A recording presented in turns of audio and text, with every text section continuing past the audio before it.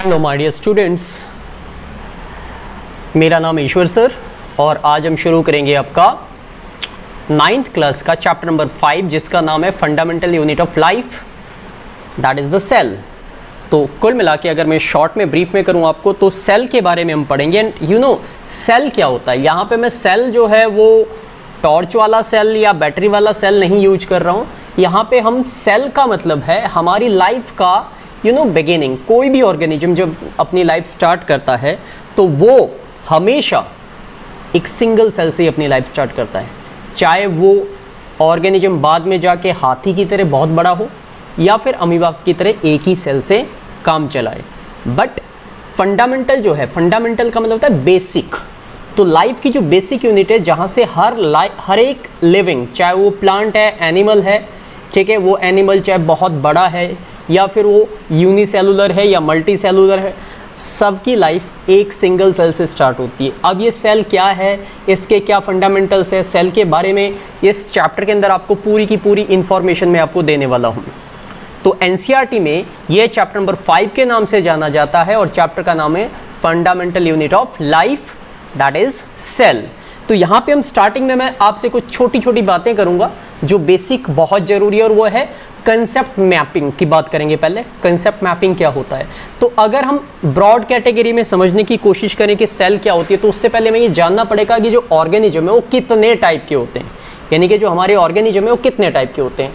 तो अगर आप यहाँ पे देखें, ठीक है, अगर आप यहाँ पे देखें तो यू जस्ट कैन सी कि हमने दो कैटेगरी बनाई है कि नंबर ऑफ सेल के बेसिस पे यूनिसेलुलर, यानी कि यूनिसेलुलर वो होते हैं, ठीक है, जो एक ही सेल से बने होते हैं उनको यूनिसेलुलर कहते हैं, और जो एक से ज़्यादा सेल से बने होते हैं उनको मल्टी सेलुलर कहा जाता है।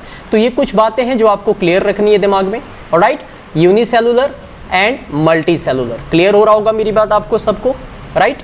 सो अब यूनिसेलुलर के एग्जाम्पल आपके पास क्या हो सकते हैं, अमीबा है, पैरामीशियम है, बैक्टीरिया है, ये सारे माइक्रोस्कोपिक ऑर्गेनिज्म है।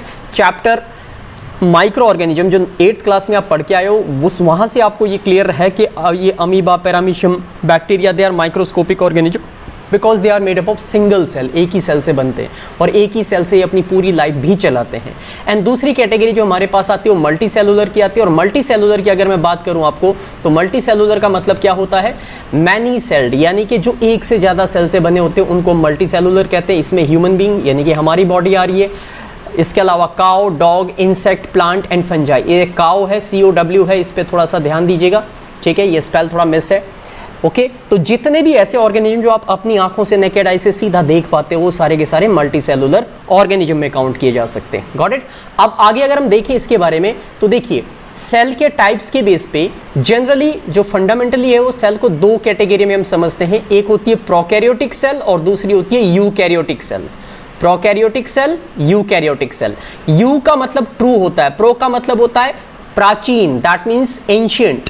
जो स्टार्टिंग में जब लाइफ धरती पे बनी होगी तो उस टाइम पे जो सेल टाइप था, लिविंग का जो सेल था वो प्रोकैरियोटिक था। और प्रोकैरियोटिक सेल का बेस्ट एग्जांपल आपके पास क्या है, ठीक है, वो है साइनोबैक्टीरिया, यानी कि ब्लू ग्रीन एल्गी। तो बैक्टीरिया की लाइफ सबसे पहले हुई थी। और एक और चीज़ मैं आपको बता दूं, बैक्टीरिया तब भी थे, अब भी है और आगे भी रहेंगे, बिकॉज इनके सेल का स्ट्रक्चर इतना आप कह सकते हो कॉम्प्लिकेटेड है।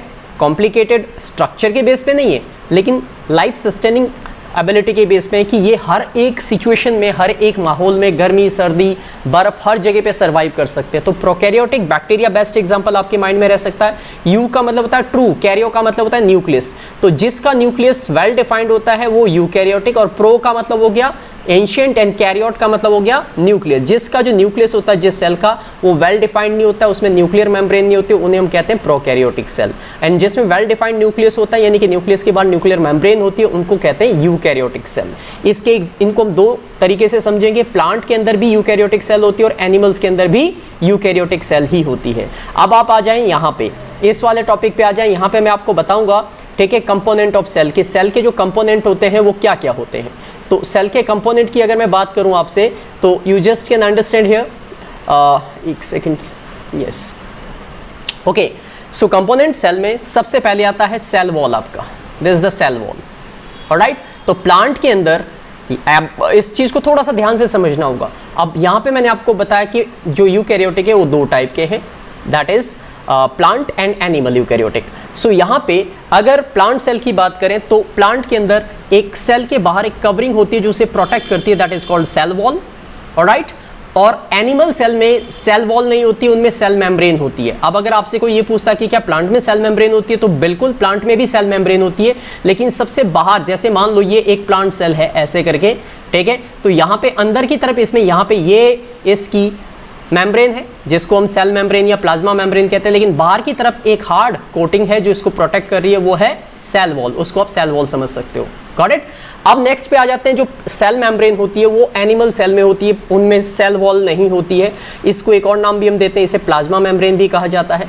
And both plant and animal दोनों के ही अंदर जो है ये प्लाज्मा मेम्ब्रेन या सेल मेम्ब्रेन, दोनों में दो अलग अलग नाम नहीं है, एक्चुअल में ये एक ही चीज के दो नाम है, ध्यान रखिएगा, ऑलराइट। अब उसके बाद और क्या कंपोनेंट होते हैं सेल में? सेल के कंपोनेंट की बात करें तो प्रोकैरियोटिक सेल के अंदर क्योंकि वेल डिफाइंड न्यूक्लियस नहीं होता है तो उसको हम बोलते हैं nucleoid, remember it, the nucleus present in the prokaryotic cell is called nucleoid and the nucleus present in the eukaryotic cell is called simply nucleus. तो न्यूक्लियस और न्यूक्लियोइड में फर्क समझ लीजिएगा, ठीक है, जिसमें वेल डिफाइंड न्यूक्लियस ना हो उसे न्यूक्लियोइड के नाम से जानेंगे, ऑलराइट, और जहां पे न्यूक्लियस के बाहर कवरिंग हो वो यूकैरियोटिक सेल का न्यूक्लियस कहलाएगा, ऑलराइट। एक और चीज होती है, इसे कहते हैं साइटोप्लाज्म। साइटोप्लाज्म किस चीज को कहा जाता है? अगर मैं आपको बताऊं तो साइटोप्लाज्म जो होता है, ठीक है, वो होता है sum total of whatever the liquid part present in the cell। अगर ये सेल की बात मैं यहाँ पे दोबारा बताऊं ऐसे करके, ये यहाँ पे सेंटर में इसका न्यूक्लियस है, तो यहाँ पे जो ये सारे चारों तरफ छोटी छोटी चीजें जो पड़ा है, लिक्विड जैसी चीज जो है, उसको हम क्या कहते हैं? That is called cytoplasm, alright. इसके अलावा अब सेल के अंदर बहुत सारे छोटे छोटे अपने उसके ऑर्गन होते हैं जिन्हें हम कहते हैं cell organelles, they are called cell organelle या सेल ऑर्गेनेल्स भी कहते हैं। इसमें माइटोकॉन्ड्रिया है, गोल्गी बॉडीज है, ऐसे बहुत सारी चीजों के बारे में आगे मैं सारा डिटेल आपको समझाने वाला हूं। अब अगर सेल ऑर्गेनेल्स की बात करें तो look at here, these are some of the name जो आप इस फ्लो चार्ट से समझ सकते हो। एंडोप्लाज्मिक रेटिकुलम, इसको ईआर के नाम से भी जानते हैं। ये दो टाइप का होता है, एक होता है रफ एंडोप्लाज्मिक रेटिकुलम, एक होता है स्मूथ एंडोप्लाज्मिक रेटिकुलम। जो सेल होती है, ठीक है, सेल के अंदर ये अगर न्यूक्लियस है हमारे पास, तो उसके बाद यहाँ पे कुछ इस तरीके का एक मटेरियल होता है ऐसे ऐसे करके, ठीक है, and that is what we called endoplasmic reticulum. अगर इसके ऊपर छोटे छोटे डॉट है ऐसे ऐसे करके, तो इसके ऊपर राइबोसोम से, तब इसे बोलेंगे हम rough endoplasmic reticulum, got it. और अगर ये बिल्कुल स्मूथ है, इसके ऊपर कोई भी छोटे छोटे डॉट्स या किसी भी तरीके का कोई ऑब्जर्वेशन नहीं है, तो उसे बोलते हैं smooth endoplasmic reticulum, RER SER। ध्यान दीजिएगा, RER रफ एंडोप्लाज्मिक रेटिकुलम को बोलेंगे और SER स्मूथ एंडोप्लाज्मिक रेटिकुलम को बोलेंगे। और दोनों के फंक्शन पूछे जाते हैं, दोनों के डिफरेंस भी एग्जाम में आते हैं। अब नेक्स्ट जो हमारे पास सेल ऑर्गेनली है वो है गोल्गी एपेरेटस या गोल्गी बॉडीज बोलते हैं। जब सेल का डायग्राम बताऊंगा तो ये सारे नाम आपको वहां पे लेबलिंग करके समझाऊंगा मैं आपको, ठीक है। लाइजोसोम्स, ये जिनको हम सुसाइडल बैग्स के नाम से जानते हैं, ये भी प्रेजेंट होते हैं, गॉट इट। इसके अलावा वैक्यूल, वैक्यूल जो है प्लांट सेल में काफी बड़ा होता है, लेकिन एनिमल सेल में ये या तो बहुत छोटे होते हैं या फिर एब्सेंट होते हैं, बिकॉज एनिमल सेल में वैक्यूल का ज्यादा बड़ा रोल नहीं है, जबकि प्लांट सेल के अंदर वैक्यूल का बहुत बड़ा फंक्शन होता है, वो वाटर और फूड को स्टोर करता है। इसके अलावा सेंट्रियोल्स होते हैं, सेंट्रियोल वो होते हैं जब सेल डिवाइड होती है उस टाइम पे ये रोल प्ले करते हैं, गॉट इट। इसके अलावा जो है mitochondria, mitochondria which is also known as the power house of the cell, alright. Plastid, plastid सिर्फ और सिर्फ किसके अंदर होते हैं? प्लांट्स के अंदर होते हैं, लेकिन माइटोकॉन्ड्रिया दोनों में ही होते हैं, ध्यान दीजिएगा, ऑलराइट। अब बात करते हैं कि ये जो प्लास्टिड है इनको तीन कैटेगरी में आपको पढ़ना होगा कि प्लास्टिड के कितने टाइप से। एक होता है क्रोमोप्लास्ट, एक होता है ल्यूकोप्लास्ट और एक होता है क्लोरोप्लास्ट। ये जो क्लोरोप्लास्ट आप यहाँ पे देख पा रहे हो, ये क्लोरोप्लास्ट किसकी वजह से होता है? This chloroplast is all of because of, ठीक है, जिसकी वजह से ग्रीन कलर मिलता है प्लांट के लीफ को, और वहां पे इस क्लोरोप्लास्ट में खास पिगमेंट होता है जिसे हम बोलते हैं क्लोरोफिल।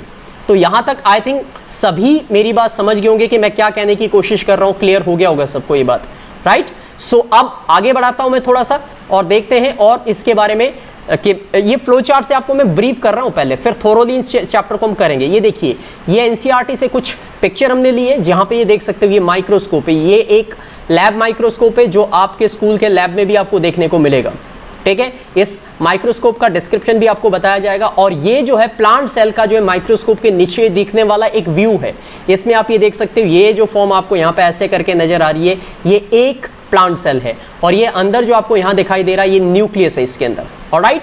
तो अब माइक्रोस्कोप के बारे में अगर मैं बताऊं तो ये दो टाइप के होते हैं, एक होता है कंपाउंड माइक्रोस्कोप होता है आपका, और एक जो होता है आपका वो होता है बड़ा माइक्रोस्कोप जो कि जनरली जहाँ पे रिसर्च होती है वहाँ पे यूज किया जाता है, उसको बोलते हैं, ठीक है, एसटीएम बोलते हैं, स्टैनिंग टाइम और मेलनिंग करके माइक्रोस्कोप ये जो है रहता है। उसके बारे में अगर क्योंकि एनसीईआरटी में तुम्हारा दिया नहीं है तो मैं उसकी अभी नहीं बात कर रहा, 11th में उसके बारे में पूरा आपको सीखना पड़ेगा। तो सबसे पहले बेटा ये देखिए, ठीक है, ये जो आपने यहाँ पे डायग्राम देखा, ये डायग्राम किसका था, ये प्लांट सेल का था। प्लांट सेल कुछ ऐसे दिखती है, जो हार्ड वाला पोर्शन आपको बाहर की तरफ नजर आ रहा है, दिस वन, ठीक है, ये क्या है, this is nothing but the cell wall.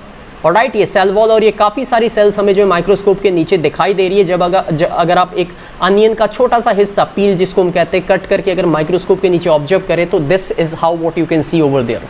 तो ये स्कूल में जब आपकी लैब में आपको ले जाएंगे तो वहाँ पे आपको इस तरीके के स्लाइड्स बनाने सिखाएंगे और बताएंगे कि प्लांट सेल कैसी दिखाई देती है। कंपाउंड स्कोप के बारे में, अब जो मैंने अभी कंपाउंड माइक्रोस्कोप की बात की थी, कंपाउंड का मतलब होता है इसमें एक से ज़्यादा लेंसेज होते हैं मैग्नीफाई करने के लिए। 10x का होता है जो 10 टाइम्स बड़ा करके चीज़ों को दिखाता है, 100x का मतलब होता है जो 100 टाइम्स बड़ा करके चीज़ को आपको दिखाएगा। तो कोई भी माइक्रोस्कोपिक चीज़ जो आप वैसे अपनी आइज से नहीं देख सकते, उसको माइक्रोस्कोप के नीचे आप बड़े आराम से आइडेंटिफाई कर सकते हो, उसके पूरे स्ट्रक्चर को समझ सकते हो। अब कुछ इंपॉर्टेंट पॉइंट जो हमारे पास यहाँ पे है वो कि all living forms are composed of the microscopic units called the cell. जितने भी लिविंग है, जो भी प्लांट्स, एनिमल, माइक्रो ऑर्गेनिज्म, पानी में रहने वाले, जमीन में रहने वाले जितने भी जिंदा प्राणी हैं, वो सारे के सारे सेल से मिलके बने हुए। सेल को हम हिंदी में कोशिका कहते हैं, ठीक है। सो ऑल लिविंग फॉर्म्स या all livings are made up of cells, you can simply understand like that।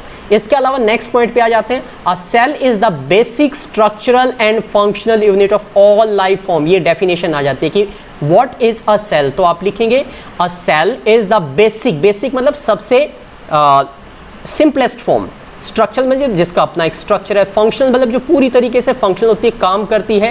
And that's why microscopic organism में अगर हम बात करें यूनिसेलुलर की, तो एक ही सेल उनकी पूरी लाइफ को क्या करती है, कैरी आउट करती है। सब कुछ वो करते हैं, वो डाइजेशन करते हैं, एक्सक्रीशन करते हैं, रिप्रोडक्शन करते हैं, वो सिंगल सेल ही सारा काम करती है। बेस्ट एग्जाम्पल अमीबा आपके माइंड में हो सकता है। तो ये जो मैंने अभी यहाँ पे ये पॉइंट आपको बताया, ये पॉइंट किसका है, ये सेल की डेफिनेशन आपके माइंड में हो सकती है, राइट। एंड वो एक और टर्म हमारे पास आती है साइटोलॉजी। अब ये साइटोलॉजी क्या है, साइटोलॉजी उस स्टडी को कहते हैं कि जो भी सेल की स्टडी करते हैं, सेल की अंदर के पूरे फंडामेंटल्स को समझने की कोशिश करते हैं, उस पढ़ाई को, उस स्टडी को क्या कहते हैं, साइटोलॉजी कहा जाता है। The study of structure and composition of cell, कि सेल का स्ट्रक्चर कैसा है, ठीक है, और सेल का कंपोजिशन मतलब सेल किन चीज़ों से मिलकर बनी है, कैसे काम करती है, उस स्टडी को साइटोलॉजी कहा जाता है, राइट।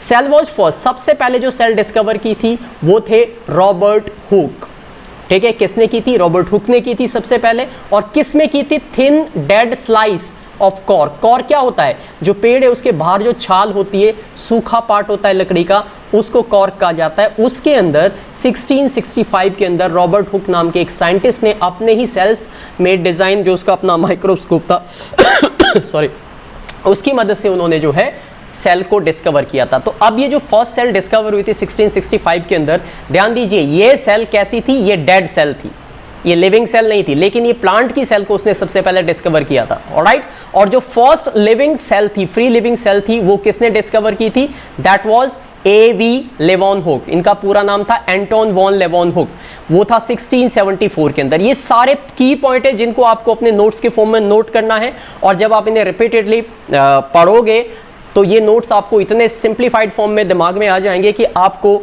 इनको अलग से लर्न नहीं करना पड़ेगा, ये ऑटोमेटिकली आपकी नॉलेज का हिस्सा बन जाएंगे। तो अभी तक मैंने आपको इंपॉर्टेंट बातें क्या बताई, सेल की डेफिनेशन बता दी, साइटोलॉजी बता दी। फर्स्ट सेल जो डिस्कवर की थी वो 1665 में की थी, डेड स्लाइस ऑफ कॉर्क के अंदर की गई थी, यानी कि डेड सेल थी, और प्लांट की ये सेल थी। किस चीज की सेल थी, प्लांट की सेल थी, और रॉबर्ट हुक नाम के साइंटिस्ट ने इसे क्या किया था, डिस्कवर किया था। तो ये थी कुछ बातें जो आपको समझनी चाहिए, ध्यान रखना पड़ेगा आपको इन सब चीजों का। Got it. सो नाउ आगे देखते हैं। तो ये मैं पॉइंट्स आपको जो बता रहा हूं ये बहुत इंपॉर्टेंट पॉइंट्स है, और 1 मार्कर क्वेश्चन, जितने भी 1-1 नंबर के क्वेश्चन आपके आते हैं, फिलअप्स आते हैं, एमसीक्यू आते हैं, वो सारे के सारे इन्हीं में से बनते हैं। तो you have to be very careful about these points. Next point आगे हमारे पास जो है वो है प्रोटोप्लाज्म।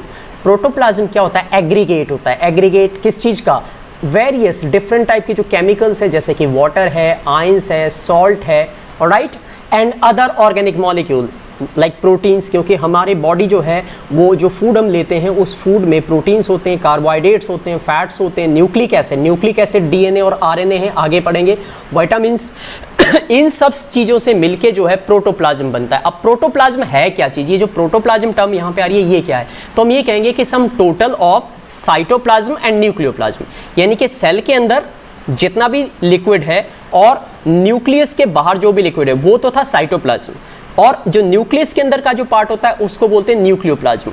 तो न्यूक्लियोप्लाज्म और साइटोप्लाज्म को मिक्स एक साथ कंबाइन करके जो पूरे सेल का जो फंडामेंटल बनता है उसे बोलते हैं प्रोटोप्लाज्म। तो हम ये कह सकते हैं कि protoplasm is the aggregate of everything present in the cell including nucleus and cytoplasm. Got my point. अब आते हैं आगे, its consistency differ under the different condition and it exist in sol gel state, यानी कि जो cell के अंदर का जो ये लिक्विड फॉर्म होता है, वाटरी सब्सटेंस होता है, इसकी कंसिस्टेंसी कि कितना गाढ़ा होगा कितना पतला होगा ये कंडीशन पे डिपेंड करता है कि जो सेल है वो किस फॉर्म में है, यंग फॉर्म में है या सेल डिवाइड होने की स्टेट में है, तब उसके हिसाब से इसकी कंसिस्टेंसी डिसाइड की जाती है। अब एक और टर्म हमारे सामने है जो कि बहुत इंपॉर्टेंट है, जिसे कहते हैं सेल थियोरी। सेल थियोरी क्या थे, सेल क्या है, सेल कैसे बनी है, सेल के क्या बेसिक फंडामेंटल्स हैं, इस चीज को हम जिस थियोरी में पढ़ते हैं उसे सेल थियोरी कहते हैं। और ये सेल थियोरी दी थी दो बायोलॉजिस्ट जिनके नाम मैं आपको बता रहा हूं, ध्यान से सुनना, प्रोनाउंसिएशन और इनकी स्पेलिंग दोनों थोड़ी सी क्रिटिकल है, तो you have to be careful about it. एक थे शेल्डन एंड दूसरा थे श्वान, शेल्डन एंड श्वान, ध्यान से समझिएगा, शेल्डन एंड श्वान, ये दो साइंटिस्ट थे और 1838 के अंदर उन्होंने एक सेल थ्योरी दी थी कि उन्होंने बताया था कि सेल क्या है, सेल के अंदर क्या है, तो उसके जो पॉइंट्स उन्होंने बताए, ठीक है, उसके एक्सप्लेनेशन दिए, उसी को सेल थ्योरी कहा जाता है। ऑलराइट, तो इन्हीं 3 पॉइंट को मिला के आप जो है सेल की पूरी एक्सप्लेनेशन समझ सकते हो। पहला पॉइंट जो सेल थ्योरी का वो बताता है कि all plants and animals are composed of cell, जितने भी प्लांट्स हैं जितने भी एनिमल्स हैं वो किससे बने हैं, सेल से। ये बात अब कंफर्म है, हम सभी जानते हैं, 8th क्लास में भी सेल का चैप्टर आपने पढ़ा हुआ है, तो ये ज्यादा क्रिटिकल नहीं है, आपको समझ में आ जाना चाहिए। नेक्स्ट पॉइंट की बात करते हैं, cell is the basic unit of life. Cell जो है वो किसी भी लाइफ की, चाहे वो प्लांट की लाइफ हो, एनिमल की लाइफ हो, ह्यूमन की लाइफ हो, वो पानी में रहने वाले ऑर्गेनिज्म हो, कहीं पे भी हो, हर एक की पहली लाइफ की जो शुरुआत है वो सेल से ही होती है।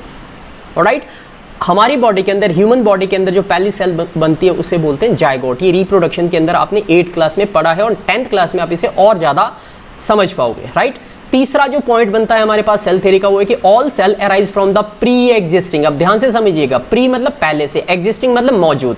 जो सेल पहले से होती है वही सेल 1 से 2 में कन्वर्ट होती है, यानी कि सेल डिवाइड होती है, सिंपली आप ये कह सकते हो। तो अब इन सब चीजों को मिला के अगर हम सेल थ्योरी समझे तो 3 पॉइंट्स हमारे पास आ रहे कि जितने भी लिविंग्स है, चाहे वो प्लांट्स है या एनिमल्स, वो सेल से बने हुए। दूसरा पॉइंट क्या है, cell is the basic fundamental unit of life. और तीसरी चीज क्या है, सेल अराइज, यानी कि सेल जो है, सेल की उत्पत्ति जो पहले सेल है उसी से बनती है। तो सबसे पहली सेल जो हमारी लाइफ में बनती है, अगर हम ह्यूमन की बात करें, एनिमल्स की बात करें, तो उसे हम जायगोट कहते हैं। वो एक जायगोट फिर 1 से डबल में 2 से 4, 4 से 8 ऐसे डेवलप होता चला जाता है। एंड दिस इज हाउ हम कह सकते हैं कि सेल जो है वो प्री एग्जिस्टिंग, पहले जो सेल है उन्हीं से जनरेट होती है, प्रोड्यूस होती है।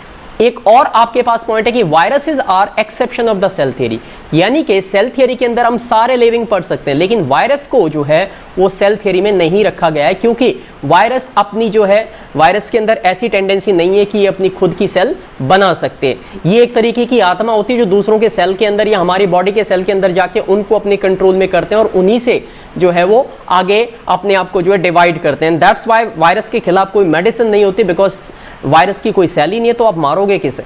और अगर हम अपने लिए वायरस के खिलाफ कुछ भी करते हैं तो वो हमारे सेल में मौजूद है, हमें अपनी सेल मारनी पड़ेगी, और खुद की सेल को मारना मतलब ऑर्गेनिज्म को खुद मारना। एंड दैट्स वाई आप देख सकते हो कि जो पेंडेमिक चल रहा है उसमें जो है कोरोना वायरस कितना खतरनाक है, तो इसका इलाज मुश्किल है, इसीलिए सिर्फ और सिर्फ इसका एक ही ऑप्शन बचा है इलाज के नाम पे, वो बचा है आपकी अपनी जो आपकी टेंडेंसी है बॉडी की रोगों से लड़ने की, वो कि वायरस को कितना झेल सकता है, जिसको हम इम्यूनिटी का नाम देते हैं। और दूसरी चीज है वैक्सीन, जो कि वायरस से ही तैयार की जा रही है। Got it. अब आते हैं नेक्स्ट पॉइंट पे आगे। अब मैं आपको बताऊंगा टाइप्स ऑफ सेल, कि टाइप्स ऑफ सेल कितने टाइप की होती है और ऑर्गेनिज्म कितने टाइप के होते हैं। तो ध्यान से समझनी ये बातें, मैंने आपको स्टार्टिंग में बताया कि अगर हम सेल के न्यूक्लियस के बेस पे देखें तो सेल को हम 2 कैटेगरी में डिवाइड करते हैं, प्रोकैरियोटिक सेल और यूकैरियोटिक सेल। ऑलराइट, तो प्रोकैरियोटिक सेल के बारे में क्या क्या इंफॉर्मेशन है प्रोकैरियोटिक सेल सिर्फ और सिर्फ बैक्टीरिया में देखने को मिलेगी आपको, ओनली इन बैक्टीरिया। इसका बेस्ट एग्जांपल क्या है? Blue green algae. ये सारी बातें याद रखनी है आपको। इसको हम साइनोबैक्टीरिया कहते हैं, बायोलॉजी में साइनोबैक्टीरिया, और कॉमन नेम इसका ब्लू ग्रीन एल्गी है। ये एक तरीके की एल्गी होती है जो कि बैक्टीरियल फॉर्म में होती है, ठीक है। This is the best example of the prokaryotic cell. और I'm sorry, यूकैरियोटिक सेल के बारे में अगर मैं आपको बताऊं तो यू का मतलब हो गया ट्रू न्यूक्लियस। इसका मतलब है जितने भी हम यहाँ पे सेल की बात करेंगे उन सब के अंदर ट्रू न्यूक्लियस मौजूद होता है। इसका एग्जांपल आपके पास पैरामीशियम है, अमीबा का आप डायग्राम देख पा रहे हो, ये यूनिसेलुलर ऑर्गेनिज्म है और ये सारे के सारे यूकैरियोटिक है। इसका मतलब हुआ कि इनके अंदर जो न्यूक्लियस है वो वेल डिफाइंड होता है, न्यूक्लियस के बाहर न्यूक्लियर मेम्ब्रेन होती है। इसके अलावा ऑस्ट्रिच, पाइन ट्री देख सकते हो, ये सारे के सारे भी लिविंग में ही आते हैं और ये हैं हमारे मल्टी सेलुलर ऑर्गेनिज्म। तो यूनिसेलुलर ऑर्गेनिज्म के अंदर प्रोकैरियोटिक में बैक्टीरिया आएंगे, जिसका एग्जांपल आप याद रखेंगे, ठीक है, साइनोबैक्टीरिया, साइनोबैक्टीरिया। और इसे हम एक और नाम, इसका जो कॉमन नेम है वो ब्लू ग्रीन एल्गी। और दूसरे दो एग्जाम्पल आपके पास यूकैरियोटिक के जो यूनिसेलुलर के रहेंगे वो है पैरामीशियम, अमीबा, ऑलराइट। और अगर हम मल्टी सेलुलर की बात करें तो इसका मतलब है वो सेल, वो ऑर्गेनिज्म जिसमें बहुत सारी अनगिनत सेल्स होती है। अगर आपसे मैं एक सवाल पूछूं कि आपकी बॉडी में कितनी सेल्स है तो शायद आप सोच में पड़ जाओगे, क्योंकि हम अपने बॉडी के अंदर जो सेल्स हैं उनको काउंट नहीं कर सकते।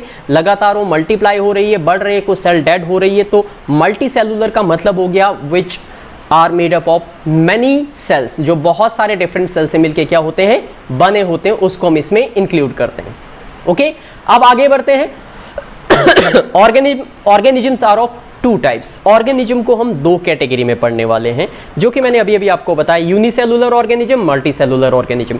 यहां से आपका जो क्वेश्चन बनता है वो एग्जांपल ऑफ यूनिसेलुलर आपसे पूछे जा सकते हैं, एग्जांपल्स ऑफ मल्टी सेलुलर आपसे पूछे जाते हैं, difference between unicellular and multi cellular organism आपसे पूछे जाते हैं, या फिर इसके बीच में से कोई फंडामेंटल क्वेश्चन आपका बन सकता है। जैसे अब कैरेक्टर्स के बेस पे मैं यूनिसेलुलर और मल्टी सेलुलर ऑर्गेनिज्म दोनों के बारे में आपको समझाऊंगा। सेल नंबर के बेस पे अगर देखें तो यूनिसेलुलर में सिंगल सेल होती है, एक ही cell, got it. Multi cellular में जो है लार्ज नंबर यानी कि अनकाउंटेबल सेल्स होती है, बहुत सारी सेल्स होती है। फंक्शन के बेस पे अगर मैं आपको समझाऊं तो जो यूनिसेलुलर ऑर्गेनिज्म होते हैं, all functions are performed by the single cell, एक ही सेल सारे फंक्शन कैरी आउट करती है। एंड मल्टी सेलुलर ऑर्गेनिज्म के बारे में अगर मैं आपको बताऊं तो different cell perform different specific function, जो अलग अलग सेल्स है वो अलग अलग फंक्शन करती है, इसीलिए वो मल्टी सेलुलर है और वो कॉम्प्लिकेटेड होते हैं। जैसे हमारी बॉडी के अंदर आंख है, कान है, नाक है, बॉडी के अंदर बहुत सारे ऑर्गन है, ये ऑर्गन टिश्यू से मिलके बने और टिश्यू जो है सेल से मिलके बने। अगला जो चैप्टर आपका है वो टिश्यू का ही है, तो सेल जब आप समझ पाओगे तो आप टिश्यू की कंडीशंस को समझ पाओगे। ऑलराइट, डिवीजन ऑफ लेबर की अगर हम बात करें तो इसका मतलब है कि जैसे आपके फैमिली में अगर 5 लोग हैं तो 5 लोग में से मदर आपके लिए खाना बनाती है, घर की देख रेख करती है, फादर जो है बाहर जाके जॉब करते हैं, पैसा कमाते हैं, आप पढ़ाई लिखाई करते हैं, तो सबका काम बटा हुआ है। ऐसे ही जो डिवीजन ऑफ लेबर है वो ये बताता है कि जो यूनिसेलुलर ऑर्गेनिज्म है उसके पास एक ही सेल है तो वो अपना काम डिवाइड नहीं कर सकता, उस एक सेल को सारे काम करने, तो दैट मीन्स नॉट परफॉर्म्ड। यहाँ पे डिवीजन ऑफ लेबर देखने को नहीं मिलेगा। मल्टी सेलुलर की बात करें तो cell specified to perform the different function, अलग अलग सेल के जो ग्रुप है वो टिश्यू के फॉर्म में कन्वर्ट होकर फिर ऑर्गन बनाते हैं और डिफरेंट फंक्शन करते हैं। जैसे आपकी आइज देखने का काम करती है, आपकी जो कान है वो सुनने का काम करते हैं, आपके जो लंग्स है वो ऑक्सीजन लेने का काम करते हैं, so on. This is how you can सी कि किस तरीके से मल्टी सेलुलर ऑर्गेनिज्म के अंदर जो है वो लेबर ऑफ डिवीजन आपको देखने को मिल रहा है। रिप्रोडक्शन की बात करें तो यूनिसेलुलर के अंदर, ठीक है, एक सिंगल सेल ही 1 से 2 में डिवाइड होती है और इस टाइप का जो रिप्रोडक्शन है वो एसेक्सुअल मोड ऑफ रिप्रोडक्शन माना जाता है, बिकॉज इसमें सिंगल पेरेंट इन्वॉल्व होता है। ऑलराइट, मल्टी सेलुलर के अंदर जो स्पेशल सेल्स होती है जो रिप्रोडक्शन में रोल प्ले करती है उनको हम जर्म सेल बोलते हैं। मेल के अंदर इसको जो है वो स्पर्म कहा जाता है और फीमेल के अंदर इनको हम ओवम कहते हैं। ये हम रिप्रोडक्शन के टॉपिक में 8th क्लास में पढ़ चुके हैं और 10th में आप इसे आगे और डिटेल में सीखने को आपको मिलेगा। लाइफ स्पान का मतलब है कितनी लाइफ होती है, तो यूनिसेलुलर की जो लाइफ है वो शॉर्ट होती है। अमीबा जो है जैसे ही 1 से 2 में डिवाइड होता है उसकी अपनी पहले वाली सेल की वैल्यू खत्म हो जाती है, क्योंकि दोनों नई सेल डॉटर सेल्स कहलाती है। पैरामीशियम, इनकी जो लाइफ है या बैक्टीरिया, इनकी लाइफ कुछ मिनट्स की, कुछ आवर की या कुछ दिनों की होती है, वो बहुत लॉन्ग लास्टिंग नहीं होते, ऑलराइट, बिकॉज बट इनके अंदर एक खासियत होती है, ये डिवाइड बहुत जल्दी करते हैं। बैक्टीरिया के बारे में अगर मैं आपको इन्फॉर्मेशन दूं तो 20 मिनट में बैक्टीरिया 1 से 2 में कन्वर्ट हो जाते हैं, राइट। जबकि अगर हम मल्टी सेलुलर के बारे में आपको बताऊं तो इनकी जो लाइफ है काफ़ी लॉन्ग होती है। प्लांट, फंगस, एनिमल, ये सारे एनिमल जिनमें आप भी आते हैं, मैं भी आता हूं, हम सबकी लाइफ जो है 100 साल, 50 साल, 60 साल होती है, तो हम कह सकते हैं लॉन्ग लाइफ होती है। On the basis of organisms के बेस पे अगर हम डिफरेंसेस देखें तो हम प्रोकैरियोटिक सेल और यूकैरियोटिक सेल के बीच में डिफरेंसेस समझ सकते हैं। अब ये नोट्स इस तरीके से हैं कि आप यहां से कंसेप्ट भी सीख रहे हो और आप साथ में क्वेश्चन फॉर्मेट भी आपको साथ साथ मिल रहा है। ये सीधे डिफरेंस पूछे जा सकते हैं, एग्जाम्पल पूछे जा सकते हैं, डेफिनेशंस पूछी जा सकती है। तो you have to be very careful about it कि आप उनको ध्यान से सीखें, समझें। तो प्रोकैरियोटिक सेल का पहला पॉइंट हमारे पास बनता है कि वेरी माइन्यूट इन साइज। इनका जो साइज है 1 to 10⁻⁻⁶ मीटर के आसपास होता है। 10⁻⁻⁶ का मतलब है कि 1 को अगर आप अपॉन में कितना लिख दो, 1 के आगे जो है 6 जीरो लगा दो, तो 1 को आप लगभग ये लगा लो 1, 10, 100, 1000, 10,000, लाख, 10 लाख के अराउंड से अगर आप डिवाइड करोगे तो वो जो है साइज होता है। इतना छोटा साइज है कि आप इसे इमेजिन भी नहीं कर सकते हो, क्योंकि दिस इज रियली, ठीक है, सो स्मॉल साइज, तो इनको देखना संभव नहीं होता है, राइट। प्रोकैरियोटिक सेल के अंदर अगला पॉइंट क्या है, न्यूक्लियर रीजन जो होता है उसको हम क्या बोलते हैं, न्यूक्लियोइड। मैंने आपको बताया था थोड़ी देर पहले जब मैं फ्लो चार्ट सिखा रहा था आपको कि प्रोकैरियोटिक के अंदर there is no well defined nucleus. Nucleus पूरी तरीके से डेवलप नहीं होता है, उसकी अपनी न्यूक्लियर मेम्ब्रेन नहीं होती है, इसलिए उसको क्या नाम देते हैं, न्यूक्लियोइड कहते हैं, and not because it is not surrounded by the nuclear membrane. तो अगर आपसे ये पूछा जाता है कि न्यूक्लियोइड क्यों बोलते हैं, because it does not have it's well defined nucleus, alright. Always unicellular, और याद रखना प्रोकैरियोटिक सेल जो भी होगी वो हमेशा उसके जो ऑर्गेनिज्म है वो यूनिसेलुलर ही होंगे, और बैक्टीरिया इसके अंदर सबसे मेन कैटेगरी रहती है, राइट। देन अगर हम इनके क्रोमोजोम्स की बात करें तो प्रोकैरियोटिक सेल में जनरली सिंगल क्रोमोजोम होता है, जैसे जितने भी बैक्टीरिया उसके पास एक ही क्रोमोजोम होता है। जबकि अगर मैं ह्यूमन की बात करूं तो हमारे एक सेल के अंदर 46 क्रोमोजोम्स होते हैं, ऑलराइट। इसके अलावा न्यूक्लियस एब्सेंट होता है, क्योंकि न्यूक्लियस नहीं होता है तो इसका कारण है कि न्यूक्लियस वेल डिफाइंड नहीं है, न्यूक्लियस की बाउंड्री नहीं है, उसमें बाहर न्यूक्लियर मेम्ब्रेन नहीं है, इसीलिए इसमें न्यूक्लियस एब्सेंट मान के चलते हैं, बिकॉज वो न्यूक्लियोइड के नाम से जाना जाता है। सेल डिवीजन जो है वो प्रोकैरियोटिक के अंदर फिजन या बडिंग प्रोसेस से होता है, जो कि एसेक्सुअल मोड ऑफ रिप्रोडक्शन, ये सेक्सुअल मोड ऑफ रिप्रोडक्शन से रिप्रोड्यूस नहीं करते हैं। इसके अलावा मेम्ब्रेन बाउंड सेल ऑर्गेनेल जो है वो भी एब्सेंट होते हैं, यानी कि मेम्ब्रेन बाउंड का मतलब होता है कि वो ऑर्गेनिज्म जिनमें सेल के अंदर जो उनके सेल ऑर्गेनल है उनमें अपनी एक कवरिंग होती है। तो अभी हमने देखा कि न्यूक्लियस के बाहर भी कोई मेम्ब्रेन नहीं है, तो इसमें जितने भी ऑर्गेनेल्स होते हैं प्रोकैरियोटिक सेल के वो मेम्ब्रेन बाउंड नहीं होते हैं, ओपन होते हैं, मतलब ऐसे ही फ्लोट कर रहे होते हैं सेल के अंदर। इसके बेस्ट एग्जांपल आपके पास बैक्टीरिया है, आप हमेशा याद रख सकते हो। अब यूकैरियोटिक सेल के बारे में बात करते हैं। जनरली लार्ज इन साइज, अब इतनी बड़ी तो नहीं है कि हम उनको बिल्कुल खुली आंखों से आप देख लोगे, बट एटलीस्ट हम ये कह सकते हैं कि प्रोकैरियोटिक सेल से तो बड़ी होती है। यहाँ पे देखिए जो प्रोकैरियोटिक था वो 1 to 10⁻⁻⁶ मीटर का होता है, जबकि अगर मैं यहाँ पे बताऊं तो इसका जो साइज होता है 5 to 100 माइक्रोन होता है। माइक्रोन क्या होता है, 1 मीटर का 1,00,000वां हिस्सा, ठीक है। उसके बाद हम बात करते हैं न्यूक्लियर मटेरियल सराउंडेड होता है न्यूक्लियर मेम्ब्रेन से, दैट्स व्हाई हम इसको क्या बोलते हैं, यूकैरियोट बोलते हैं, because it has well defined nucleus. इसके अंदर जो है वेल डिफाइंड न्यूक्लियस प्रेजेंट होता है, ऑलराइट। मे बी यूनिसेलुलर और multicellular, eukaryotic cell unicellular भी हो सकती है, तो इसके दो एग्जांपल आपके पास कौन से थे, अमीबा एंड पैरामीशियम। और मल्टी सेलुलर के तो दुनिया भर के एग्जांपल है, जितने भी बड़े एनिमल्स आपने देखे, जो भी दिमाग में पिक्चर आती है वो सब के सब मल्टी सेलुलर है आपके पास। Then more than 1 chromosomes are present. मैंने आपको बताया कि प्रोकैरियोटिक सेल में सिंगल क्रोमोजोम होता है, लेकिन यूकैरियोटिक सेल में एक से ज़्यादा क्रोमोजोम्स होते हैं। ह्यूमन बॉडी से अगर हम एक सेल निकालें तो उसमें 46 क्रोमोजोम्स होते हैं, ऑलराइट। न्यूक्लियस प्रोकैरियोटिक में मैंने एब्सेंट बताया, लेकिन जो है यूकैरियोटिक के अंदर वेल डिफाइंड है, तो that is we can say that nucleus is present. यहाँ पे सेल डिवीजन जो है यानी कि एसेक्सुअल मोड ऑफ रिप्रोडक्शन होता है, फिजन या बडिंग का। लेकिन अगर हम यूकैरियोटिक की बात करें तो इसमें माइटोसिस और मियोसिस नाम की 2 प्रोसेस होती है जो सेल डिवीजन करती है, वो रिस्पॉन्सिबल होती है। और यहाँ पे ये जो डिवीजन होता है वो सेक्सुअल एसेक्सुअल दोनों फॉर्म में देखने को मिलता है, alright. Membrane bound cell organelle mostly present होते हैं, और इसके एग्जांपल है जितने भी प्लांट्स हैं, जितने भी एनिमल है, उनमें जो सेल हैं वो सब के सब क्या है, they all are eukaryotic cell. यहाँ पे मैं डायग्राम से इस बात को समझाने की कोशिश करता हूँ। लुक एट हियर, ये जो हमने अभी दोनों डिफरेंस देखे प्रोकैरियोटिक और यूकैरियोटिक, तो ये आपके पास प्रोकैरियोटिक का एग्जांपल है, दिस इज प्रोकैरियोटिक, ठीक है। और ये जो है वो आपका यूकैरियोटिक का एग्जांपल बनेगा, ठीक है। सो इसको मैं यहाँ P से डिनोट कर रहा हूँ प्रोकैरियोटिक, और ये E यूकैरियोटिक के लिए आएगा। अब यहाँ पे देखिए बैक्टीरियल सेल है, और ये डायग्राम एग्जाम में 2 नंबर में पूछा जाता है कि draw the well label diagram of prokaryotic cell, तो आपको यही डायग्राम बनाना है, या फिर ऐसा पूछा जाए कि draw the well label diagram of bacteria, मतलब एक ही है।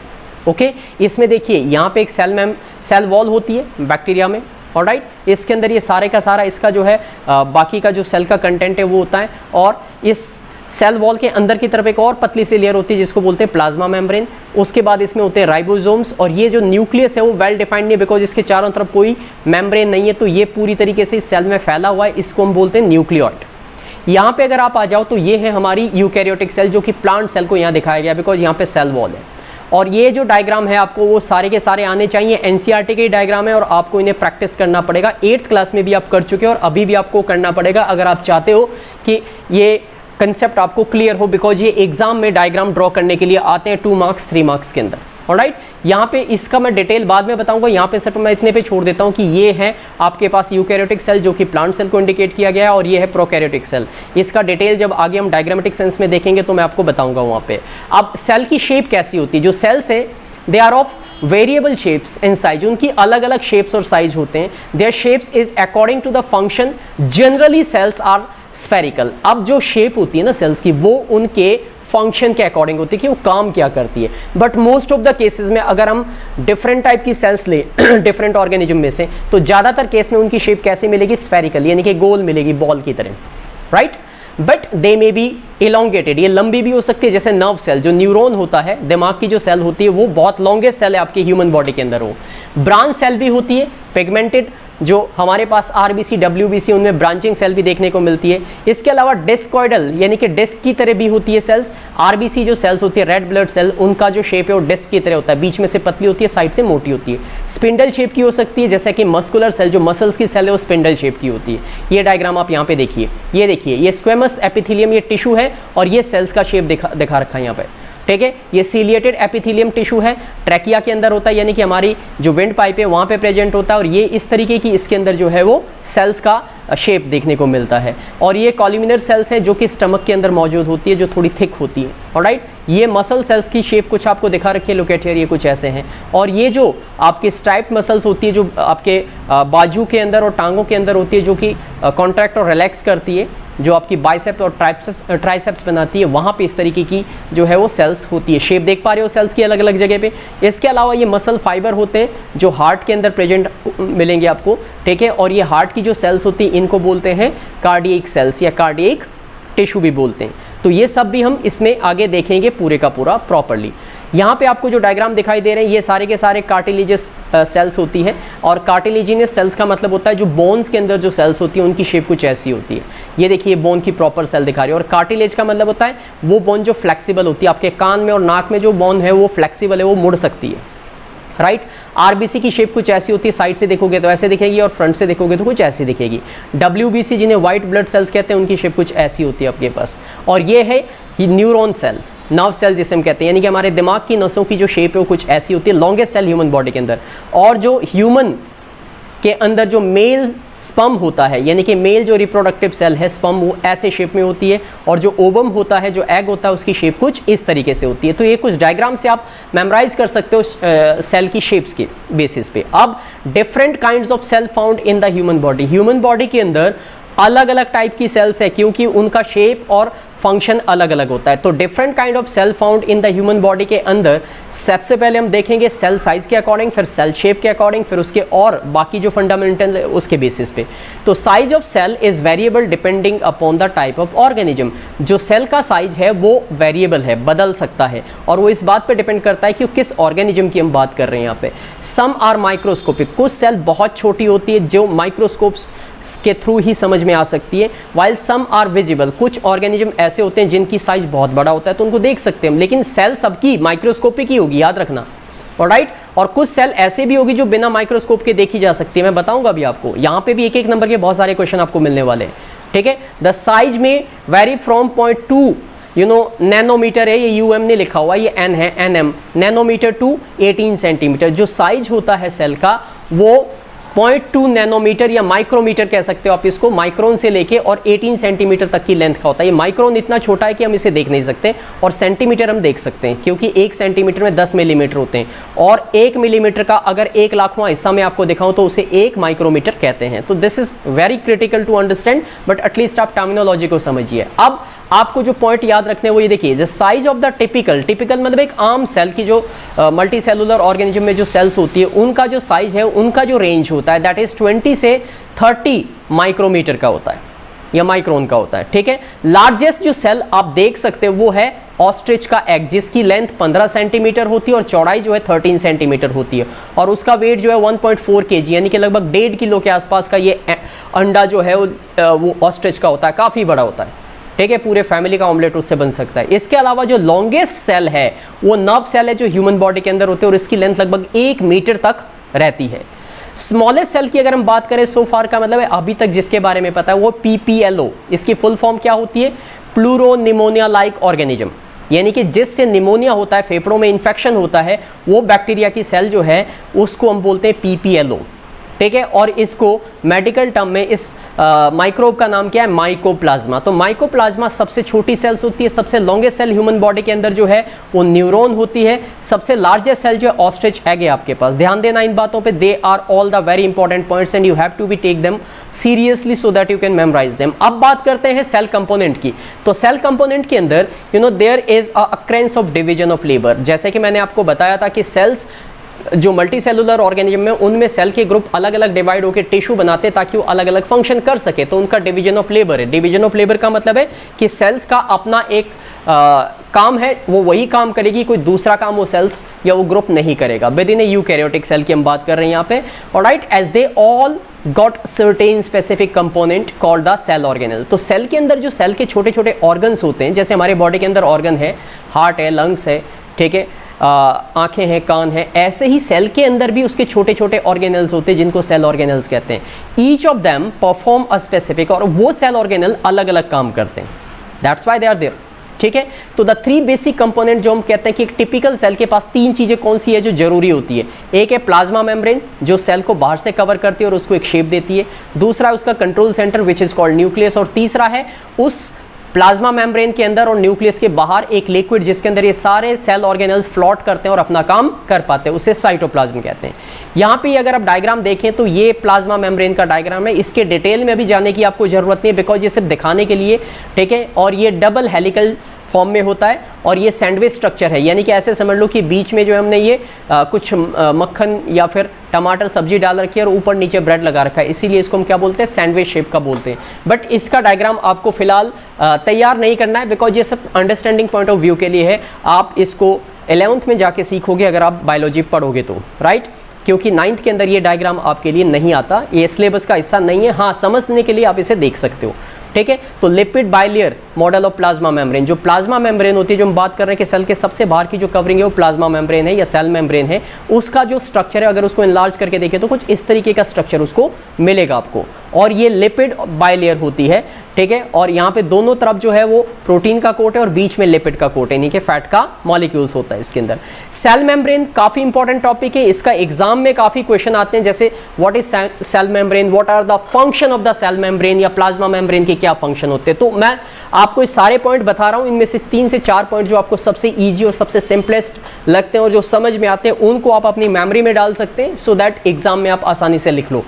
पहला पॉइंट देखिए, plasma membrane is selectively permeable membrane in nature. Plasma membrane जो है वो सेलेक्टिवली परमेबल है। अब इसका मतलब क्या है सेलेक्टिवली परमेबल का? इसका मतलब है कि ये सेलेक्टेड चीजों को अपने में से आर पार होने देती है, यानी कि ये छलनी की तरह काम करती है। तो क्या चीज सेल के अंदर जाएगी क्या नहीं आएगी, ये प्लाज्मा मेम्ब्रेन डिसाइड करती है। जैसे आपके घर का दरवाजा डिसाइड करता है कि कौन आएगा कौन नहीं जाएगा, ऐसे यहाँ पे जो है आपका प्लाज्मा मेम्ब्रेन जो हमारे सेल का है वो ये डिसाइड करता है कि कौन सा पार्ट, कौन से फूड न्यूट्रिएंट्स या व्हाटएवर जो भी बॉडी के अंदर है वो कौन सी चीज सेल के अंदर एंटर कर सकती है। तो ये उसको सेलेक्ट करती है, that's why it is called selectively permeable. Alright, तो इट अलाउज और permit the entry and exit of some of the material in and out of the cell. दूसरे पॉइंट की बात करूं मैं तो cell membrane is also called, इसे हम क्या बोलते हैं, प्लाज्मा मेम्ब्रेन भी बोलते हैं। वाई? बिकॉज यहाँ पे इसके अंदर जो है क्या होता है, प्लाज्मा प्लाज्मा का मतलब है प्लाज्मोलाइसिस, प्लाज्मा लैमेला कह सकते हो, एक सरफेस बनाता है ये, दैट्स वाई इसको प्लाज्मा मेम्ब्रेन भी कहा जाता है, लिक्विड होता है इसके अंदर, right. It is the limiting boundary of the each cell which separate the cytoplasm from its surrounding. तो ये क्या करती है, सेल मेम्ब्रेन जो है बाउंड्री बनाती है, ताकि दो सेल जो है जब एक दूसरे के क्लोज में हो तो एक सेल का जो कंटेंट है, यानी कि एक सेल का साइटोप्लाज्म दूसरे में ना घुस जाए, इसके लिए वो एक कवरिंग उसको देती है। ये समझ लो कि आपने 2-3 बलून लिए, उनमें पानी भरा, पानी भरे हुए बलून्स जब आप एक साथ रखोगे कहीं पे तो एक दूसरे के अंदर पानी उसका नहीं जाएगा, क्यों? क्योंकि ये बलून का जो प्लास्टिक है या रबड़ है वो एक मेम्ब्रेन का काम कर रहा है। तो ऐसे ही आप यहाँ पे इसको भी समझ सकते हो। Then it is found both in plant as well as animal. तो ये जो आपका प्लाज्मा मेम्ब्रेन और सेल मेम्ब्रेन है, ये एनिमल और प्लांट सेल दोनों के अंदर होता है, यानी कि यहाँ तक कि ये प्रोकैरियोटिक सेल में भी होता है। It is the outmost covering. Outmost covering तो ये होती है सिर्फ एनिमल सेल्स के अंदर, ध्यान दीजिएगा। प्लांट सेल के अंदर आउटमोस्ट कवरिंग मैंने आपको बताई थी cell wall, right. It is made up of proteins and lipids. ये किससे बनी होती है? अगर कंपोजिशन पूछते हैं what is the composition of the cell membrane, तो आप लिखोगे cell membrane is composed of या made up of proteins and lipid से बनी होती है, गॉट इट। और सैंडविच स्ट्रक्चर अभी थोड़ी देर पहले मैंने ऊपर डायग्राम में आपको समझाने की कोशिश की। बाई लेयर मतलब ऊपर नीचे सैंडविच है और बीच के अंदर प्रोटीन की लेयर है, गॉट इट। इसके अलावा अगर आगे देखें तो सिंगर और निकोलसन, ये वो दो बायोलॉजिस्ट थे जिन्होंने सबसे पहले जो है प्लाज्मा मेम्ब्रेन का स्ट्रक्चर, जो यहाँ पे ये जो स्ट्रक्चर आपको दिखाई दे रहा है, ये सिंगर और निकोलसन ने जो है, दो साइंटिस्ट थे, दो बायोलॉजिस्ट थे, उन्होंने इस स्ट्रक्चर को जो है बनाया था समझाने के लिए लोगों को, ठीक है। और इस मॉडल को क्या कहते हैं? Fluid Mosaic model of plasma membrane का नाम दिया गया था, fluid Mosaic model of plasma membrane. It is flexible and can be folded, broken and reunited. ये काफी फ्लेक्सिबल होती है, बिल्कुल बलून को याद कीजिए, आपने बलून होली में बहुत सारे फोड़े होंगे पानी वाले, तो जब उसमें पानी होता है तो आप उसको दबाते हो तो फ्लेक्सिबल होता है ना, ऐसे ही ये सेल भी जो है, ये समझ लो कि एक बलून की तरह उसके अंदर जो है साइटोप्लाज्म है, बाकी सारे सेल के ऑर्गेनेल्स है, और बाहर की तरफ वो बलून की तरह एक मेम्ब्रेन है जो उसे रिटेन कर रही है, ठीक है। अब आगे आते हैं नेक्स्ट पॉइंट पे, function of the plasma membrane. Plasma membrane के फंक्शन क्या क्या होते हैं? तो फंक्शन ऑफ प्लाज्मा मेम्ब्रेन में मैं आपको बताऊंगा। पहला फंक्शन ये देखिए, मैंने आपको बताया ना कि प्लाज्मा मेम्ब्रेन क्या होता है, ये उसके सारे कैरेक्टर आ गए। अब अगर आपसे एग्जाम में पूछा जाता है कि write two character of the plasma membrane and 2 function of, तो ये 2 फंक्शन आप यहां से तैयार कर सकते हो। पहला फंक्शन है it regulate the movement of molecule inside and outside the cell, यानी कि प्लाज्मा मेम्ब्रेन का पहला फंक्शन है कि ये रेगुलेट करती है। रेगुलेट मतलब भेजती है, अलाउ करती है कि कौन से मॉलिक्यूल, कौन सी चीजें सेल के अंदर जाएगी और कौन सी चीजें सेल से बाहर आएगी। दूसरा पॉइंट है it helps in maintaining the distinct composition of the cell, यानी कि अलग अलग जो कंपोजिशन होता है सेल का, उसको भी ये क्या करती है, ठीक है, मेंटेन करती है। मेंटेन का मतलब है बनाए रखती है, कि सेल के अंदर ज्यादा चीजें ना चली जाए या सेल का सारा लिक्विड बाहर ना जाए, तो उसको बैलेंस करने का काम भी सेल मेम्ब्रेन के ही अंडर में होता है। ऑलराइट, एक और पॉइंट हम ले सकते हैं यहाँ पे, transportation of the molecule across the plasma membrane. Plasma membrane के थ्रू ही फूड, ऑक्सीजन और बाकी जितनी भी चीजें बॉडी से जो है सेल तक पहुंचती है, वो प्लाज्मा मेम्ब्रेन के थ्रू ही पास होती हैं। That's why it is selective by nature, की ये सेलेक्टेड चीजें जो कि सेल की डिमांड है उसको एंटर करने देगी, और जो वेस्ट बनता है सेल के अंदर उसे बाहर निकलने देगी, और बाकी चीजें इंटैक्ट करके रखेगी, उन्हें बाहर या अंदर नहीं आने देगी। ऑलराइट, दिस कैन बी, आप यहां से समझ लीजिए, यहां पे हम 2 चीजों को समझने की कोशिश करेंगे। एक है डिफ्यूजन, ये 2 नई टर्म्स आपको मिलेगी, और दूसरी है ऑस्मोसिस, ठीक है। तो यहां पे आप ये मान के चलिए कि डिफ्यूजन क्या होता है, सॉल्वेंट एंड सॉल्यूट। केमिस्ट्री का चैप्टर नंबर 2 आपको याद होगा, जो मैंने आपको बताया था सॉल्यूट और सॉल्वेंट के बारे में, जिससे सॉल्यूशन बनता है। तो सॉल्वेंट वो होता है जो लिक्विड पार्ट को कहते हैं, और सॉल्यूट मतलब उस लिक्विड के अंदर घुलने वाले जो पार्टिकल है उनको सॉल्यूट पार्टिकल्स कहा जाता है।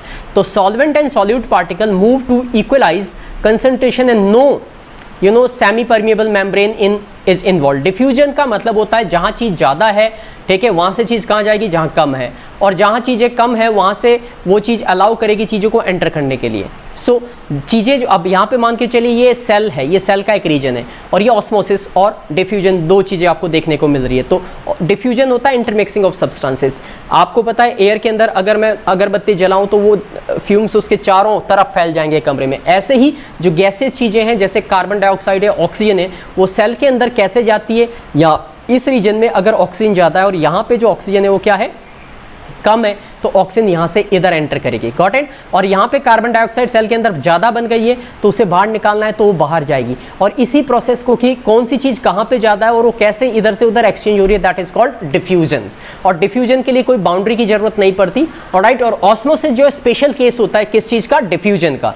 तो only solvent particle move and solute particle do not move, this is what we call, this movement is called osmosis। तो आप कह सकते हो the movement of particle from higher concentration का मतलब जहाँ वो ज़्यादा है, to lower concentration मतलब जहाँ वो कम है। तो यहाँ पे solvent का मतलब है जो पानी है, जो ब्लड है, ब्लड के अंदर जो भी फूड लिक्विड फॉर्म में है वो सेल के अंदर कहाँ से एंट्री करेगा, सेल मेम्ब्रेन के थ्रू। तो ये डिफ्यूजन और ऑस्मोसिस दो बहुत इंपॉर्टेंट चीज़ें हैं और इनको बहुत अच्छे से समझना बहुत ज़रूरी है। तो यहाँ पे मैं इसके डेफिनेशन को थोड़ा सा एक्सप्लेन करता हूँ। डिफ्यूजन को, मूवमेंट ऑफ सॉल्यूट और ion from higher concentration to lower concentration is called as diffusion. जो सॉल्यूट है या आयनिक फॉर्म में जो चीज़ें हैं हमारी बॉडी के अंदर ब्लड के थ्रू जो जा रही है, ठीक है, वो जहाँ ज़्यादा है, जहाँ उनका कंसेंट्रेशन ज़्यादा है, वहाँ से वो कहाँ जाएगी जहाँ उनका कंसेंट्रेशन क्या है, कम है, and that is what we call diffusion. तो movement of particles generally solute, ठीक है, from higher concentration that means जहाँ उनकी क्वांटिटी ज़्यादा है, टू लोअर कंसेंट्रेशन जहाँ कम है। तो सेल के बाहर अगर ब्लड के अंदर चीज़ें ज़्यादा है, फूड ज़्यादा है, ऑक्सीजन ज़्यादा है, तो कहाँ जाएगा, सेल के अंदर। किसके थ्रू जाएगा, प्लाज्मा मेम्ब्रेन के थ्रू जाएगा, बिकॉज वो सेलेक्टिवली परमिएबल है। It does not require energy, ये अपने आप होता रहता है, इसमें किसी एनर्जी की जरूरत नहीं होती, और इसीलिए इस ट्रांसपोर्ट को हम बोलते हैं passive transport. This is called passive transport. एक होती है osmosis. Osmosis is also called special case of diffusion, the movement of solvent. याद ध्यान देना यहाँ पे कि डिफ्यूजन के अंदर सॉल्यूट जो है डिफ्यूज हो रहे हैं, जहाँ वो जाता है वहाँ से कहाँ जा रहे हैं, सेल के अंदर जहाँ कम है। और ऑस्मोसिस में क्या चीज़ मूव करती है, लिक्विड यानी कि solvent part. So movement of solvent या water from high concentration mean जहाँ वो ज़्यादा है, उधर से कहाँ जाएगा, जहाँ वो कम है। मतलब अगर सेल के बाहर वाटर ज़्यादा है तो वो सेल के अंदर एंटर करेगा, अगर सेल के अंदर वाटर ज़्यादा हो जाता है तो सेल के बाहर निकलेगा, and this is what we call osmosis. और यहाँ पे एक स्पेशल सेमी परमिएबल मेम्ब्रेन जो है वो ऑस्मोसिस में होती है, और वो सेमी परमिएबल मेम्ब्रेन क्या है, प्लाज्मा मेम्ब्रेन है। Alright, so this is how osmosis and diffusion, these are two important terms and you have to understand them. अब अगर एक कॉमन डिफरेंस में आपसे, कॉमन डिफरेंस नहीं एक स्पेशल डिफरेंस पूछूं ऑस्मोसिस और डिफ्यूजन में, तो ऑस्मोसिस में क्या होती है, सेमी परमिएबल मेम्ब्रेन होती है, ठीक है, जबकि डिफ्यूजन के अंदर कोई मेम्ब्रेन रिक्वायर्ड नहीं है। Osmosis can be called, osmosis को हम क्या कहते हैं, डिफ्यूजन ऑफ सॉल्वेंट, क्योंकि यहाँ पे ऑस्मोसिस में सिर्फ लिक्विड चीज़ें डिफ्यूज करती है जहाँ हायर टू लोअर। ऑलराइट, एक अब ये जो ऑस्मोसिस है ये दो तरीके से आप समझ सकते हो, एंडोस्मोसिस, एक्सोस्मोसिस। एंडोस्मोसिस का मतलब है मूवमेंट ऑफ सॉल्वेंट, सॉल्वेंट मतलब liquid part, into the cell is called endosmosis. Endo मतलब के अंदर, जब लिक्विड पार्ट या लिक्विड चीज़ें ब्लड में से, चाहे वो फूड है या फिर वो समथिंग एल्स है जो लिक्विड फॉर्म में, जब सेल के अंदर जाती है तो सेल के अंदर की तरफ जाने की उस ऑस्मोसिस वाली प्रोसेस को बोलते हैं एंडोस्मोसिस। और जब सेल के अंदर से लिक्विड वाला पोर्शन जो कि वेस्ट या बेकार की चीज होती है बाहर निकालती है तो उसे बोलते हैं एक्सोस्मोसिस। तो movement of solvent outside the cell, बाहर आना सेल में से, exosmosis. Movement of solvent into the cell, cell के अंदर जाना, दैट इज कॉल्ड एंडोस्मोसिस। अब types of solution on the basis of concentration और उसके इफेक्ट के बेसिस पे इनको हम तीन तरीके के सॉल्यूशन समझने पड़ते हैं आपको, हाइपरटोनिक सॉल्यूशन, आइसोटोनिक सॉल्यूशन और हाइपोटोनिक सॉल्यूशन। ध्यान से समझना, हाइपरटोनिक, हाइपर एक हाइपरटोनिक है, एक हाइपोटोनिक है, ठीक है। तो अगर यहां पे मान के चलने कि हमारे पास ये क्या है, ठीक है, ये एक रीजन है, यहां पे हमने ये आरबीसी है, रेड ब्लड सेल्स है, ये रेड ब्लड सेल्स है रेड कलर की, ऑलराइट, और ये हमने तीन तरीके के सॉल्यूशन में डाल दी। हाइपरटोनिक सॉल्यूशन में डाला तो क्या हुआ इसके साथ, आइसोटोनिक में डालेंगे तो क्या होगा, और हाइपोटोनिक में डालेंगे तो क्या होगा। अब ध्यान से देखिए इस चीज को, इस प्रोसेस को बोलते हैं प्लाज्मोलाइसिस, ये वाला जो हाइपरटोनिक सॉल्यूशन है। जैसे ही हम हाइपरटोनिक सॉल्यूशन में आरबीसी डालेंगे, वो आरबीसी के अंदर का सारा साइटोप्लाज्म लिक्विड पार्ट को बाहर खींच लेगा, उन्हें सिकोड़ देगा। बात समझ में आ गई, उनको सिकोड़ देगा, सारा पानी सेल के अंदर से बाहर आ जाएगा और ये सेल प्लाज्मोलाइज हो जाएगी, यानी कि सिकुड़ जाएगी। इसी प्रोसेस को बोलते हैं प्लाज्मोलाइसिस। Got it. इसके अलावा एक होता है आइसोटोनिक सॉल्यूशन। इसमें अगर आप सेल डालोगे, आप यहाँ से देख सकते हो ना, इस वाले में ये जो सेल्स इसमें डली हुई है हाइपरटोनिक सॉल्यूशन में, इन सभी का पानी बाहर निकल रहा है, बिकॉज बाहर की कंसेंट्रेशन जो है वो पानी वाली कम है, ठीक है, वो पतला वाटर नहीं है, गाढ़ा है और अंदर कम है। तो जैसे नमक वाले पानी में अगर हम ये चीज़ डालते हैं तो एक्सोस्मोसिस देखने को आपको मिलेगी। अगर हम आइसोटोनिक सॉल्यूशन में डालते हैं तो जितना वाटर सेल के अंदर जाएगा उतना ही बाहर आएगा, तो सेल की शेप क्या रहेगी, सेम रहेगी। हाइपरटोनिक में क्या हुआ, सेल श्रिंक हो गई, सिकुड़ गई, उनकी शेप बदल गई, छोटी हो गई। आइसोटोनिक में जितनी शेप है वैसी रहेगी, जितना वाटर एंटर कर रहा है सेल में उतना बाहर में निकल रहा है। और हाइपोटोनिक की अगर हम बात करें तो ये इस हाइपरटोनिक का बिल्कुल अपोजिट है। जैसे जो हाइपरटोनिक सॉल्यूशन में वो सेल के अंदर का पानी खींच के उन्हें सिकोड़ देता है, और हाइपोटोनिक सॉल्यूशन क्या करता है, सेल के अंदर पानी भेज के उनको फुला देता है। स्वलन आरबीसी, यहाँ पे ये सेल का साइज बड़ा हो गया है। तो ये 3 टाइप के सॉल्यूशन को मैं यहाँ पे एक्सप्लेन करता हूँ, ध्यान से देखिए। ये इफेक्ट है डिफरेंट टाइप के सॉल्यूशन के, जो आरबीसी के बेसिस पे हमने समझने की कोशिश की है। आइसोटोनिक सॉल्यूशन ऐसा solution when the concentration of the solution outside the cell equal to the concentration of the आप कह सकते हो cytoplasm of the cell, then such a solution is called isotonic solution. ऐसा सॉल्यूशन जिसमें जो concentration है, यानी कि जो लिक्विड का लेवल है, जितना सेल के अंदर है उतना ही सेल के बाहर भी है। ऐसे सॉल्यूशन में सेल में पानी अगर आएगा तो उतना ही पानी बाहर भी वो सेल निकालेगी, तो कुल मिला के सेल की शेप सेम रहेगी, उसे बोलते हैं आइसोटोनिक सॉल्यूशन। और हाइपरटोनिक सॉल्यूशन क्या होता है, ऐसा सॉल्यूशन कंसंट्रेशन वाला सॉल्यूशन, ठीक है, जिसमें solution outside the cell is more, जो कंसंट्रेशन है वो सेल के बाहर ज़्यादा है, यानी कि सेल के बाहर जो लिक्विड है जिसमें हमने ये सेल डाली है वो गाढ़ा है, ऑलराइट। और इनसाइड द सेल जो पतला है, यानी कि वहाँ पे पानी कैसा है, थिन है। तो ऐसे में क्या होगा, सेल जो है वो अपना वाटर लूज करेगी, किधर की तरफ, बाहर की तरफ, और इस तरीके से सेल प्लाज्मोलाइज्ड हो जाएगी, सिकुड़ जाएगी, सेल का सारा साइटोप्लाज्म बाहर आएगा। इस प्रोसेस को बोलते हैं प्लाज्मोलाइसिस। श्रिंकिंग ऑफ प्रोटोप्लाज्म या cell away from the cell wall या cell due to the excessive loss of water. पानी जब सेल अपना लूज करके वो सिकुड़ जाए, छोटी हो जाए, तो उसे बोलते हैं प्लाज्मोलाइसिस। और यहाँ पे सेल ने क्योंकि चीज़ों को बाहर निकाला, इसलिए यहाँ पे क्या हुई, एक्सोस्मोसिस हुई। अब तीसरे टाइप का सॉल्यूशन है हाइपरटोनिक सॉल्यूशन। एग्जाम में ये पक्के आने हैं, ध्यान से समझना, मुश्किल है लेकिन थोड़ा सा ध्यान से 2 से 3 बार सुनोगे तो समझ में आएगा। हाइपोटोनिक सॉल्यूशन, ये समझ लो कि हाइपरटोनिक का बिल्कुल उल्टा है। अगर आपने हाइपरटोनिक को समझ लिया तो हाइपोटोनिक को बिल्कुल अपोजिट में उससे मान के चलिए। इसमें क्या होता है, when the concentration of the solution outside the cell is lesser, यानी कि हमने जो बाहर जो लिक्विड लिया है वो पतला है और जो सेल के अंदर साइटोप्लाज्म है वो गाढ़ा है। तो ऐसे में क्या होगा, ऐसे में जो है वो पानी बाहर से सेल के अंदर जाएगा और वो फूल जाएगी, एंड उसके फूलने की वजह से वो समटाइम बर्स्ट भी हो जाती है। जैसे अगर आप अंगूर के दानों को पानी में डाल दोगे तो फूल जाएंगे और एक टाइम के बाद इतना पानी उसमें भर जाएगा अंदर कि वो फट जाएंगे। So that is because of hypotonic solution. तो वाटर क्या है आपके पास, हाइपोटोनिक सॉल्यूशन है, ऑलराइट। और जो ग्लूकोज जो चढ़ाते हैं पेशेंट को, वो एग्जाम्पल है आइसोटोनिक सॉल्यूशन का। और हाइपरटोनिक सॉल्यूशन का एग्जाम्पल है सॉल्ट वाटर या, ठीक है, शुगरी वाटर। शुगर को अगर आप वाटर में डाल दो और उसमें कोई भी सेल डालोगे तो आपको वहाँ पे प्लाज्मोलाइसिस देखने को मिलेगी। और प्लाज्मोलाइसिस किसके अंदर होती है, ध्यान देना, हाइपरटोनिक सॉल्यूशन में होती है। अब यहाँ पे ये टॉपिक खत्म हो जाता है। अगला टॉपिक हमारा आता है सेल वॉल का। नेक्स्ट टॉपिक जो हमारा है वो सेल वॉल का है, ठीक है। सो इसको मैं अगले क्लास में, यानी कि अगले वीडियो में इसको कंप्लीट करने की कोशिश करूंगा। और इस वीडियो में मैंने आपको सेल क्या है, सेल की छोटे छोटे पॉइंट, जितनी भी डेफिनेशन है, इन्वेंशन है, वो सारी की सारी, सेल थ्योरी किसने दी, फिर उसके बाद सेल मेम्ब्रेन, ठीक है, यूकैरियोटिक, प्रोकैरियोटिक, उनकी डेफिनेशन, उसके एग्जाम्पल, ठीक है, यूनिसेलुलर, मल्टी सेलुलर, सारी ऑर्गेनिजम्स के बारे में मैंने आपको बताया। और इसके अलावा मैं आपको अब अगले वीडियो में सेल वॉल क्या होती है, सेल वॉल के क्या कैरेक्टर है, सेल वॉल के क्या फंक्शन है, वो बताएंगे। और जितने भी सेल ऑर्गेनेल्स हैं उन सब का हम एक एक करके डिटेल में स्टडी करने वाले हैं।